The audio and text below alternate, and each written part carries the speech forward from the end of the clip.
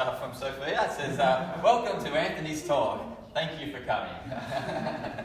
Nice smiley face. This is my daughter Sophia on school holidays, so she's here to help Dad. So a bit of background about me. I've always been a sports fanatic ever since I was a kid. Done lots of different sports, from soccer, rugby, triathlons, Ironmans, swimming marathons, marathons, actually running marathons. Played AFL, a bit of water polo, not a lot. So I've experienced lots of different sports and sports that require different energy requirements, work different energy systems. And what I initiated my career as a chemical engineer, but that was I wasn't following my passion, and decided mid-career point after 15 years in the corporate world that wasn't for me, and I would pursue my passion. And so I've gone back, and last 8 years I've been studying. I completed a Bachelor of Complementary Medicine, and I'm just completing, I finish in 8 weeks' time, a Bachelor of Health Science in Nutrition and Dietetic Medicine. So today I'm really keen to share my knowledge on sports nutrition, and I've put it into practice myself, and really keen to tailor this talk to what you want to get out of it today. So certainly let me know. I'm going to go around the table what sports you're playing, just to give me an idea, so I can really help you, achieve your goal success. So maybe starting with you, if you could just share what sport you're training for, or what brings you here today. What are you interested in learning about? My name is Sunil. I'm a mechanical engineer. So I do a bit of cricket. Yep. And so I'm interested in the nutritious values and how you can get. Awesome. Okay, absolutely. We'll cover that off. Ostag, yep. So, trying to balance, fitness and strength, Mm-hmm. and in terms of being a weight that's healthy. Okay. And making it, so. Yep. Okay. So pretty much fitness, and then you want to hit your ideal weight.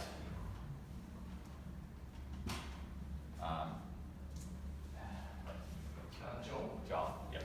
Yep. So swimming and strength, I guess. Yep. So being able to put on some good strength weight while still doing quite a heavy swim load, which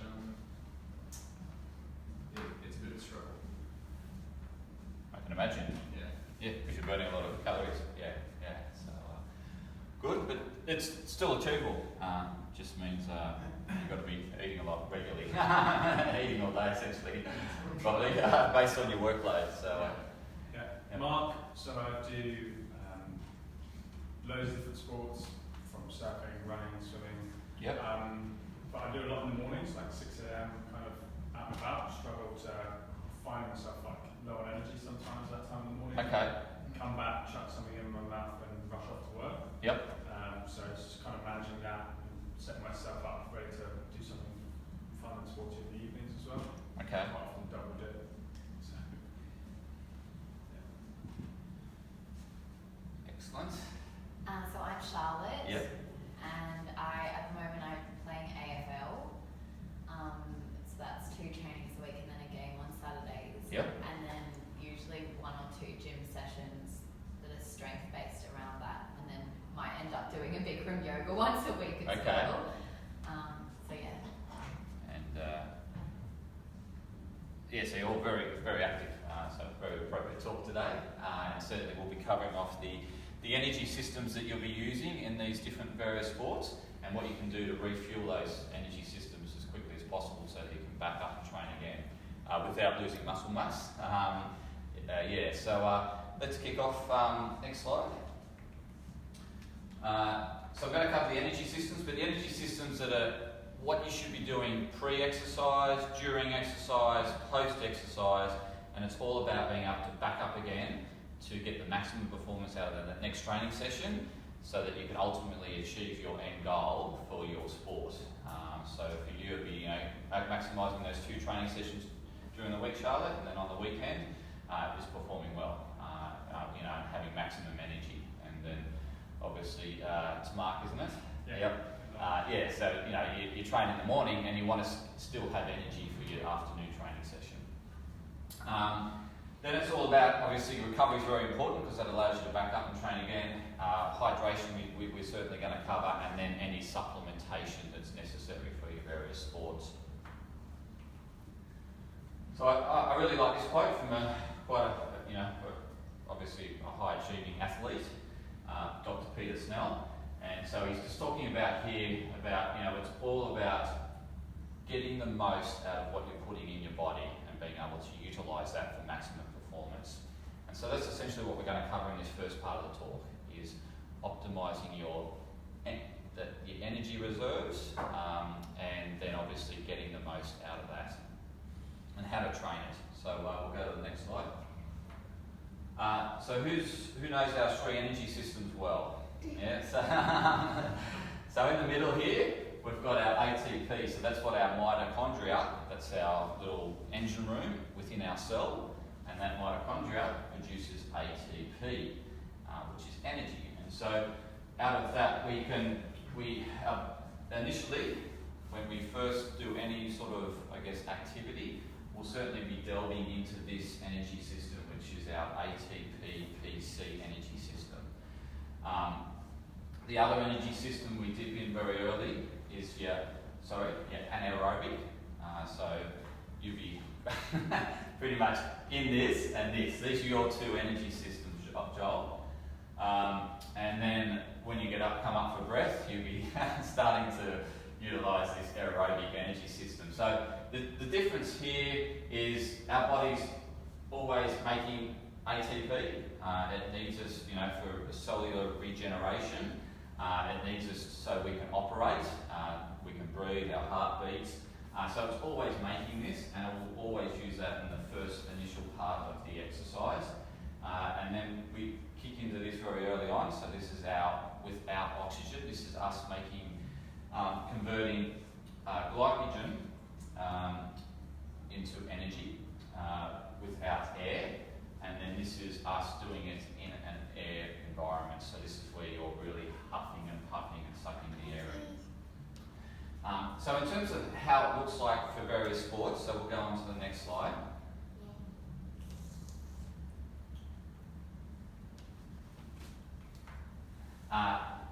So people doing like a 100-metre sprint, that full-on exertion quickly, and this is what you'd certainly utilise if you're getting away from any danger.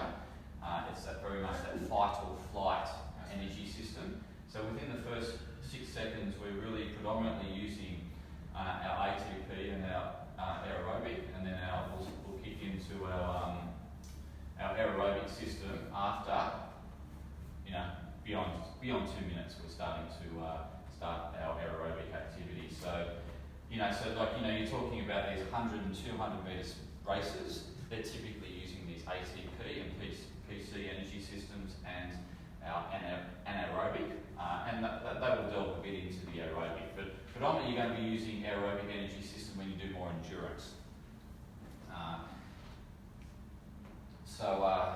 I think it's important to understand that as to what energy systems and then how to train that in terms of getting the most out of that energy system. So go to the next slide. So in terms of what we have inside us, so this is without taking in any additional fuel while we're training. So this is prior to doing a training session. This is a breakdown essentially of where our energy stores are. So glycogen is stored glucose in our muscles. And so we've got, for this 70 kg man, he's got about 400 grams of stored glycogen. He's also got some liver glycogen and some blood glucose that's circulating within the bloodstream. And then, being carrying 15% body fat, then he's got some fat reserves and protein. And this is basically, when you break this down, how much fuel, how much exercise you can get out of that energy reserve. So you can see here, so just take muscle glycogen, provided you've had breakfast, you're training at lunchtime, then essentially you're going to have about 80 minutes of energy. start delving into some of these other energy. So obviously then you start using your, once this starts depleting, the blood glucose will then start circulating to the muscle. The liver glycogen will start to be released into the blood so it can get to the muscle, and this is how we start to work. And then, once this is all used up, this is when we start getting into fat burning and oxidizing protein. So there's not many sports that we really want to lose muscle mass, so we certainly want to preserve this, and we want to be utilising these energy sources. And some people want to drop their body fat percentage, and so you may want to jump into this fat burning at some point. I'll move to the next slide. So in terms of, I mentioned briefly about when we use these various energy stores, and this I think explains it really well. This is, if you look at the x-axis here, we've got the aerobic power. So this is the amount of output we're putting out. So this is the intensity, so to speak. It's the amount of, so as you can see, as the intensity increases, we are burning more carbohydrates as the intensity increases. As the intensity is low, so in your Bikram yoga session, Charlotte, you will be operating a lot burning fat. You can be burning fat because you're breathing a lot. So to burn fat, we've got to have a lot of oxygen. So in Mark's situation, Joel's situation, there's no oxygen coming in. So it's all anaerobic, and it's all using what's stored in your muscles, your glycogen. And so in order to maximise your output, you need to have carbohydrates, because you're going to be limited to your output at around 6. So if you're wanting to do really well in an event, you need to hit into carbohydrate burning. You can't stay in fat burning. So this is why I think it's important to understand that carbohydrates are your friend when it comes to sport.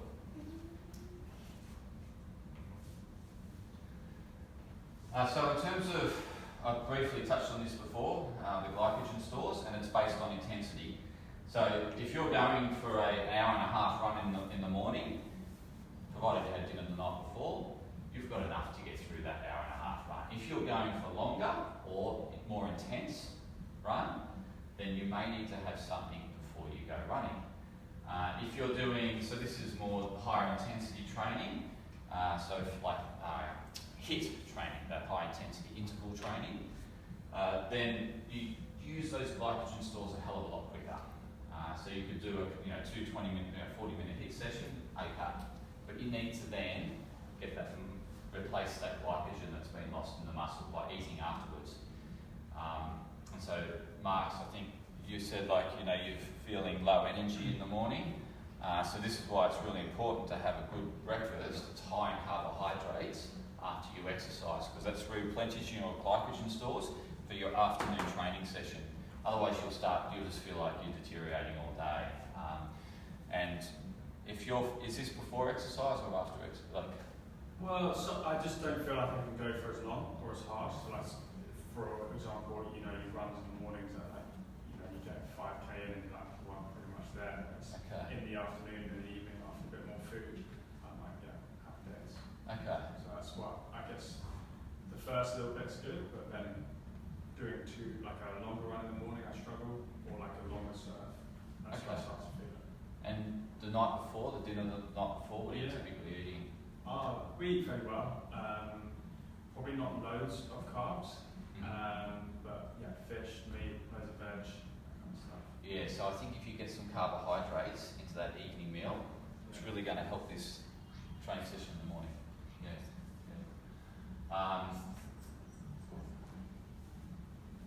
We've covered this. So obviously when we don't have the carbohydrates there, this is when we're starting to get into, we're starting to oxidize protein, which we could potentially be losing muscle mass. So this is why it's important, particularly if you're training each morning, that you need some carbohydrates. You're training twice a day. You certainly want to make sure your carbohydrates are adequate.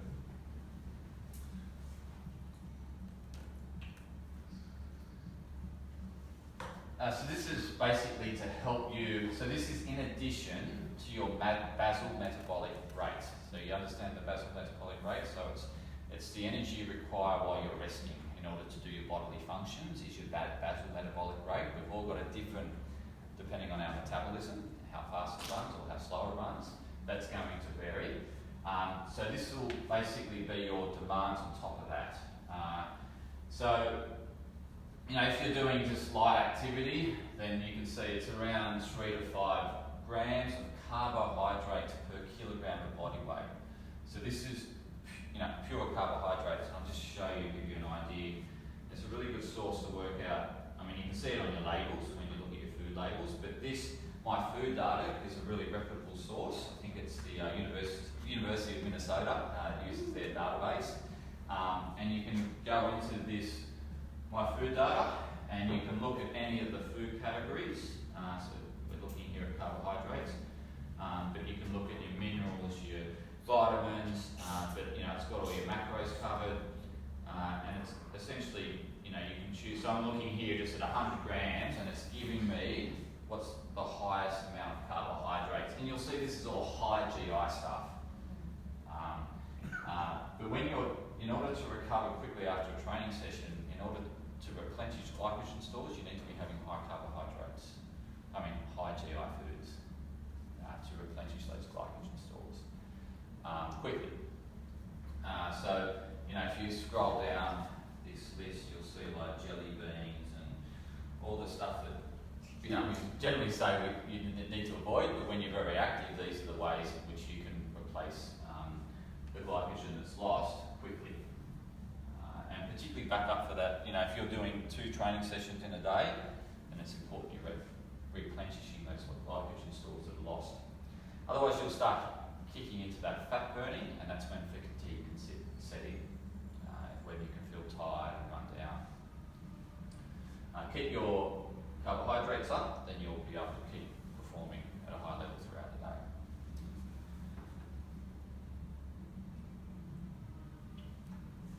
So if we, you know, look at some of the, let's go back into the presentation. You know, so if you're doing more higher intensity exercises, then obviously the carbohydrate requirement creeps up throughout the, and so, you know, if you're, so, you know, you're doing some moderate exercise, you know, you could be going for your run. Just go back to that there.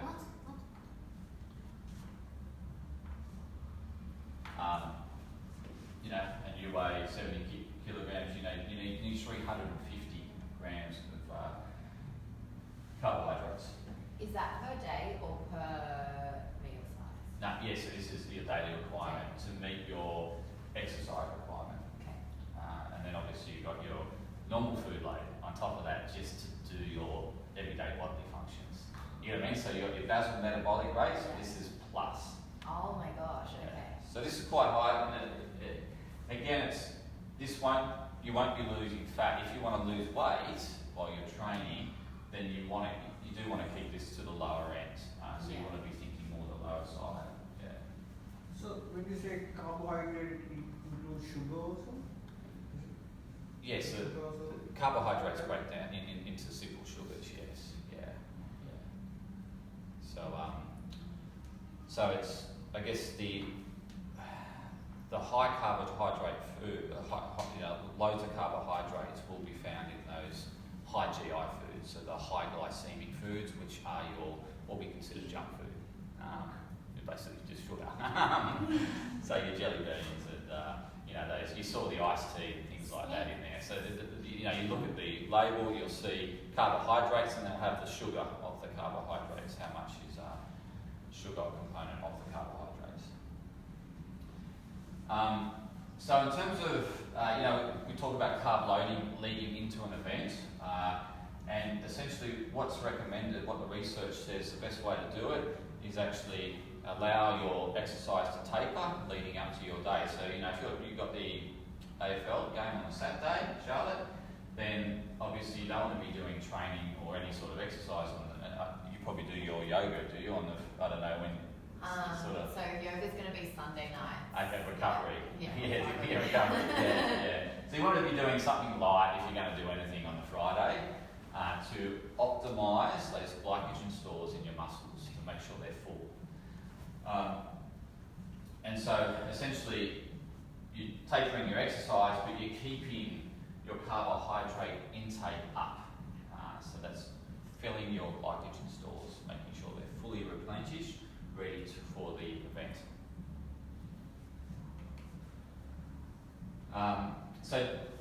So before exercise, I mentioned typically we've got muscle glycogen if we've had a good carbohydrate meal beforehand. We'll have up to 90 minutes, or could even be up to 2 hours, depending on the intensity of the exercise.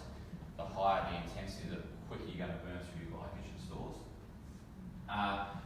So if you're doing like a 2-hour run in the morning, you're going to go beyond.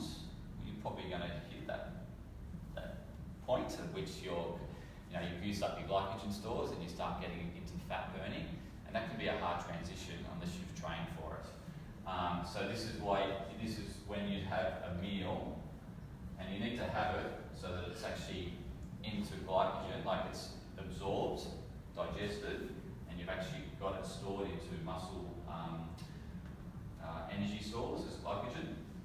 So this will be, allow this 2 to 4 hours of digestion. So, if you've got an event at 6 a.m. in the morning, then you'll find, and I certainly did this when I was doing the Ironman, I was getting up at all hours, like 2 a.m. or whatever, and having breakfast. But these are the things you do, and again, you train for it. And typically, you want this low-fat, how generally when we want to eat healthy, we want to eat whole foods. We actually want to eat more processed foods because our body does less digesting. We can assimilate that carbohydrate quicker.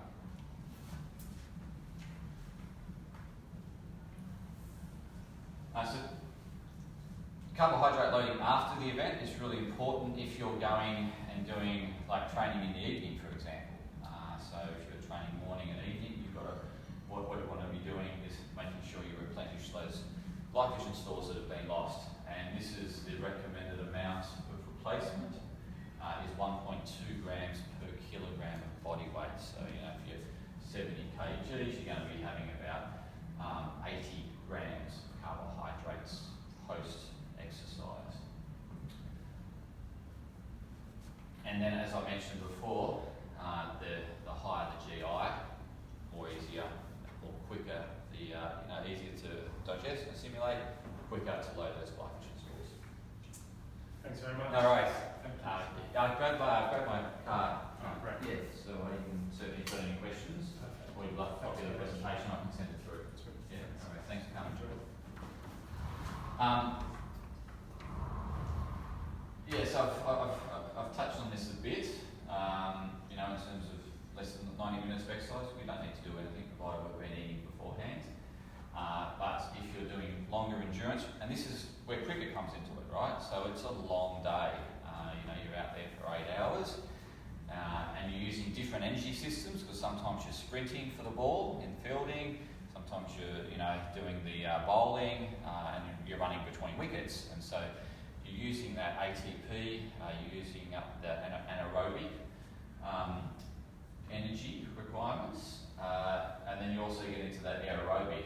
So you want to make sure you have a good carbohydrate meal, because you don't start cricket until about 10, so then you want to be having that, at least 7 a.m. in the morning, having a good solid, like a good bowl of porridge with banana, so just making sure you're getting plenty of carbohydrates before your event. Any questions thus far? Next. Now, so again, this really only kicks in with more probably cricket, more the endurance. OzTag, now it's a shorter event. You'll generally get through with the glycogen stores, provided you've filled up beforehand. And AFL, you've got half time. So you can have your electrolyte drink, get some glucose in, ready for the second half. Or you do quarters, don't you? So We do, but half times usually. yes, yeah. typically, when you're doing 45 to 75, and you can get away with just a mouth rinse of glucose, and you'll see football players do this. You know how the water people come running on the field, and the players will take a swirl and spit it out. They're basically absorbing glucose in that sports drink, whether it be Powerade or Gatorade, so that you can absorb it. You start breaking down carbohydrates in your mouth, so you'll absorb some by just rinsing and spitting. And then during more endurance sort of events, and this is probably not, I guess cricket could be if you're bowling, if you're doing a stint of bowling or a long batting stint, then this is where those gels come into it. So that those gels are typically 30 grams of glucose, and you need to have sort of one every hour, depending on the intensity of your exercise. So I remember when I was doing the Ironman, I was certainly having a gel every hour in that to keep me fueled up. Next.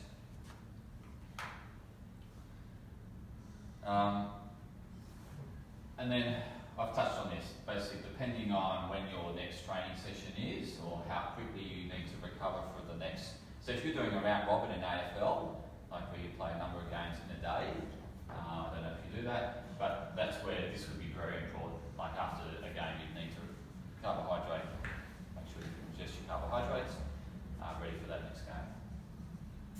Next.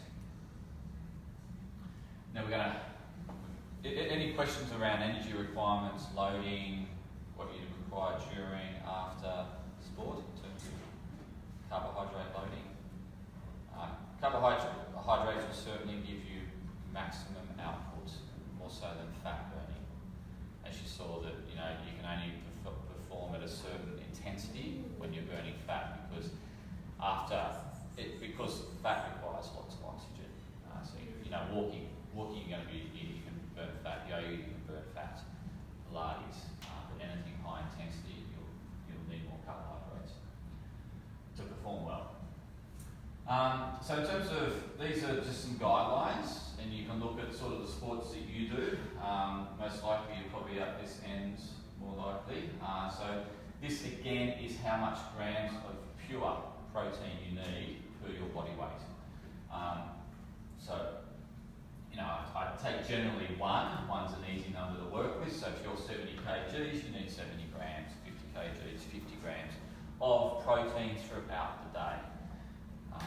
And that's to ensure that you're not actually breaking down muscle and you're keeping muscle mass. So what does that look like? So you'll find generally protein shakes will be around that 20 grams per serve. We can, at one point, the maximum amount of protein we can absorb at a given point in time is around 20 to 25 grams. So if you're consuming more than that, your body will burn it as fuel. Okay, it can't store protein. So these people on these extremely high protein diets, it's just expensive fuel.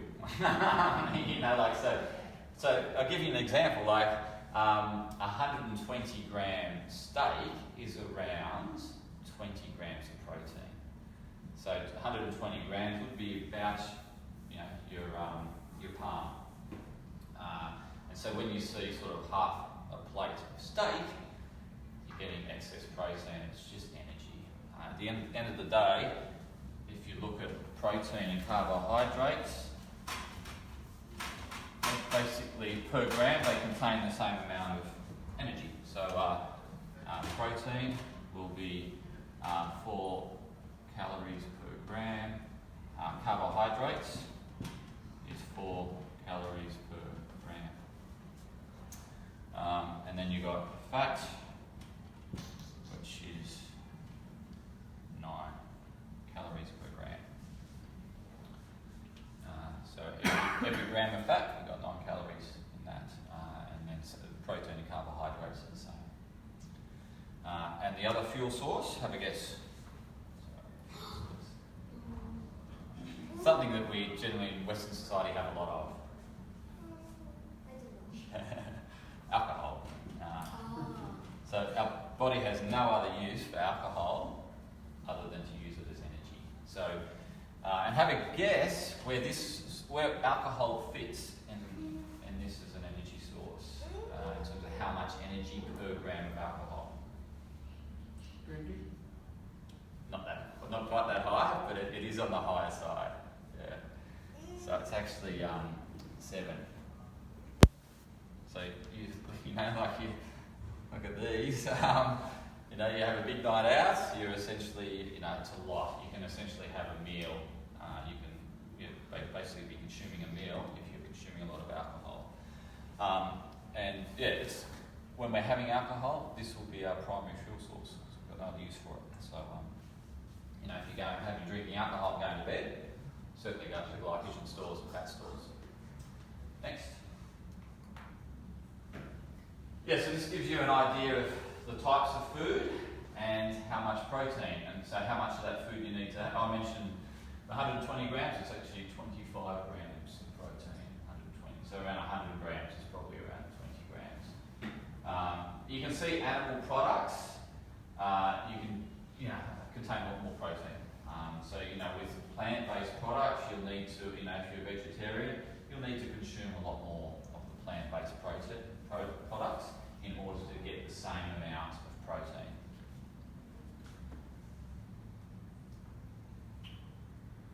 So, like your 3 eggs will be basically 20 grams. So, you know, that 70 kilogram person needs 70 grams. You want to divide, you know, say 80 grams you need throughout the day, then you want to have 4 meals of 20 grams of protein to get your adequate protein intake. Next.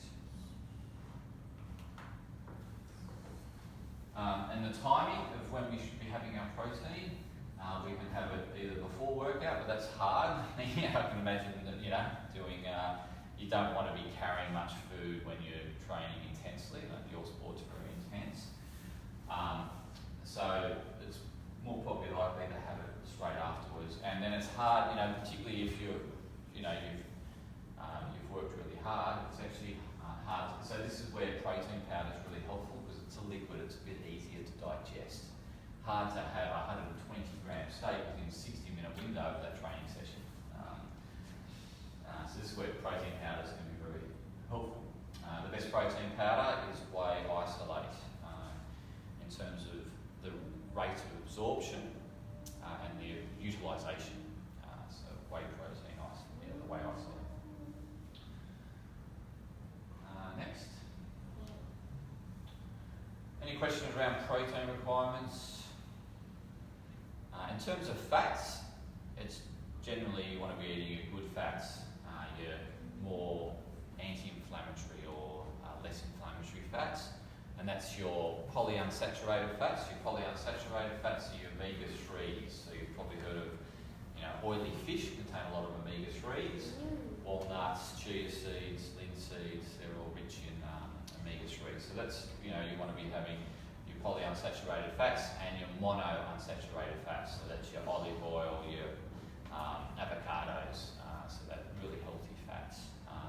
The fats you want to avoid are your saturated fats, the ones you find on animal products, and your trans fats, which is essentially your vegetable oils that get oxidised easily.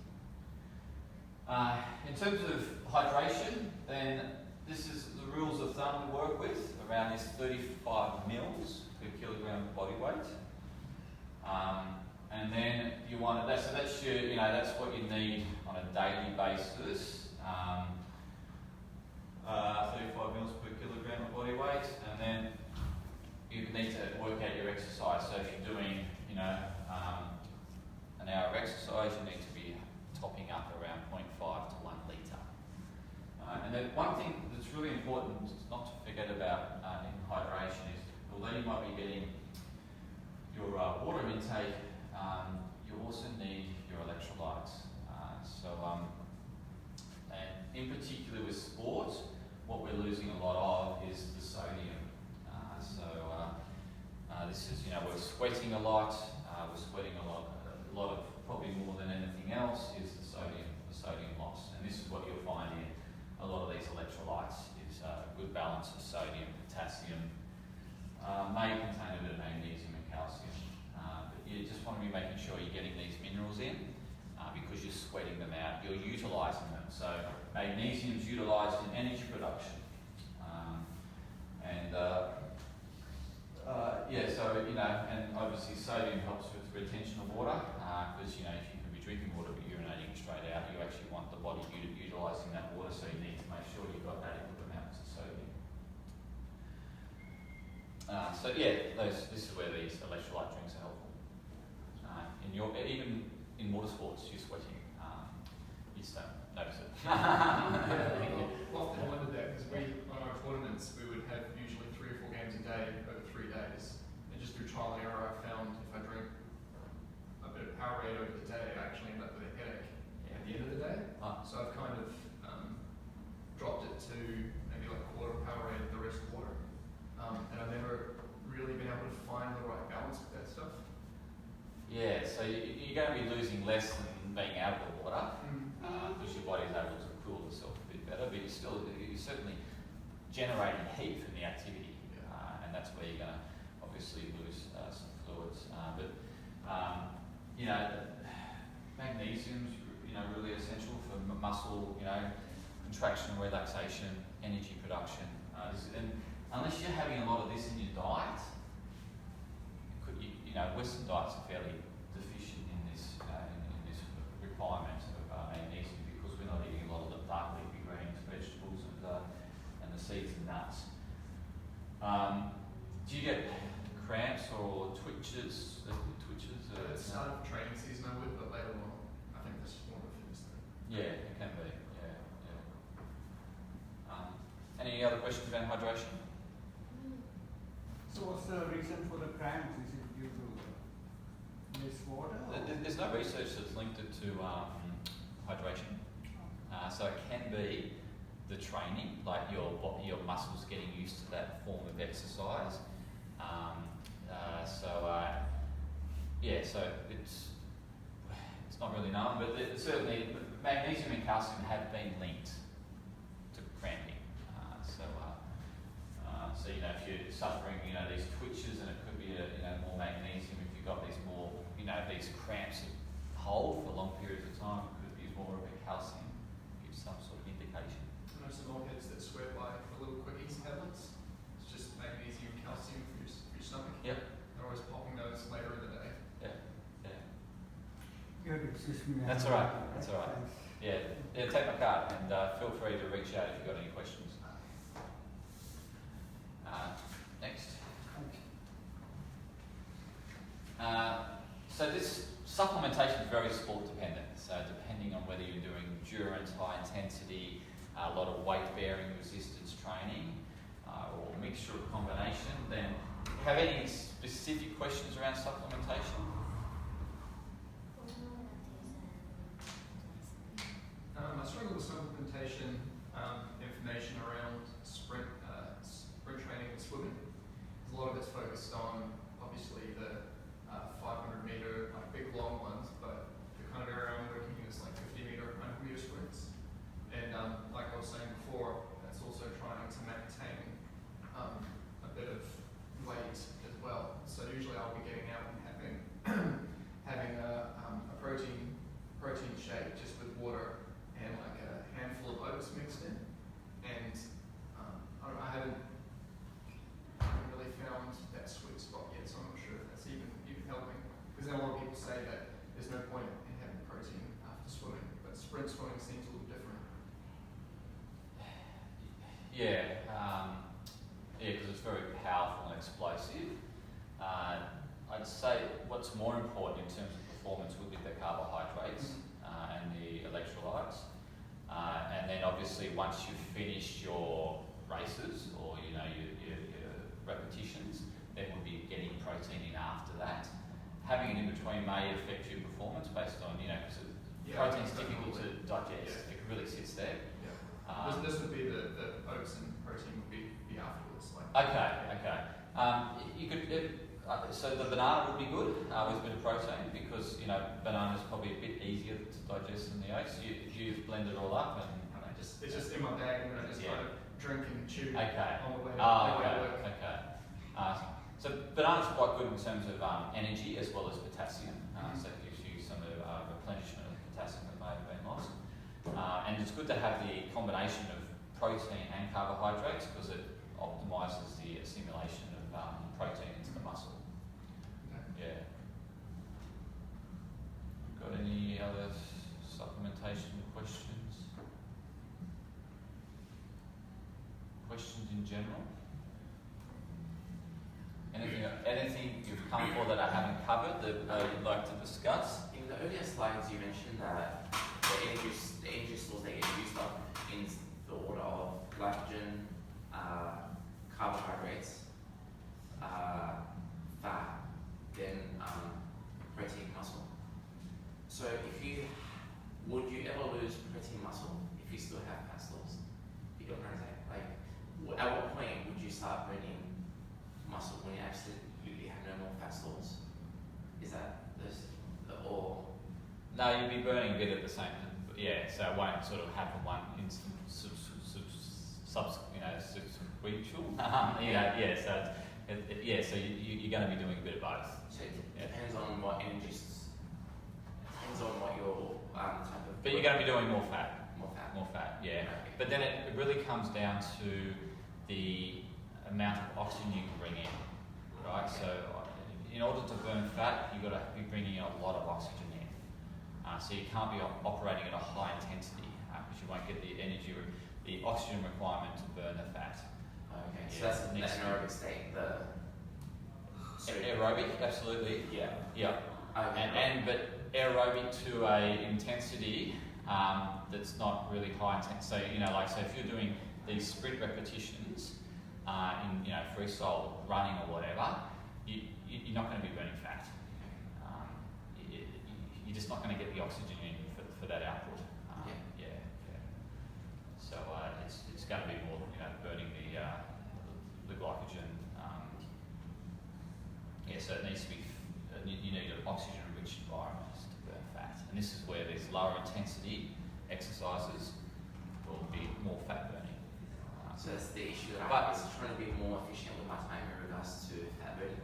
However, But see, then what you could do is you could train, because intensity exercise, higher intensity exercise is going to burn more calories overall. It's just where those calories are going to come from. Yeah. So if you're not replacing those calories in the form of carbohydrates, then your body's going to go, I'm going to grab, I need energy, right? So it's going to start pulling from fat stores. So it's good to do high intensity training because you actually burn more calories overall than like a yoga session. So that HIIT session is going to burn way more calories than the yoga session. You get in terms of your energy requirements, and that's yoga is going to be burning a high percentage of fat, but overall calories consumed from fat or carbohydrates are going to be higher overall in higher intensity. So if you want to burn fat, reduce fat, fat mass and increase muscle mass, then HIIT's perfect. Because the more HIIT you can do, the better. So it's even better than longer, endurance runs or something like that. The higher the intensity, the more you're going to burn. Pull from all sources. And then it's about the replenishment afterwards. So if you don't, you'll hit up energy low because your body's it's harder to burn the fat. It's got a switch to burning fat, and you'll notice that difference, that switch. But once you're through that, then or you can just keep your carbohydrates on the minimum side. So if you want more specific individual advice, then this is the offer. Come and see me at the Well Nation Clinic. So that's where I'm doing my supervised clinic hours. It's at Central Station, very affordable. So initial treatment's only $20. It's a full holistic nutritional consult. We cover all aspects of your life, and we can really tailor nutritional needs to whatever sporting requirement or whatever your end goal is, whether it's to improve body composition. I mentioned a lot about that body composition. We have a machine there called this BIA, which is the bioimpedance analysis machine, and it will give you a breakdown of fat, muscle, and bone, as well as hydration status. So you can track that over time to make sure that you're obviously losing fat mass if you want to achieve that goal and not losing muscle mass at the same time. And they've got a special offer at the moment. It's $25 and you'll get an initial consult and a follow-up. So it's really good value for money. Yeah, you've got any more specific questions? Happy to answer them, or if you want to see me afterwards, more than happy to hang around. Mine's specific, but I don't know if I should just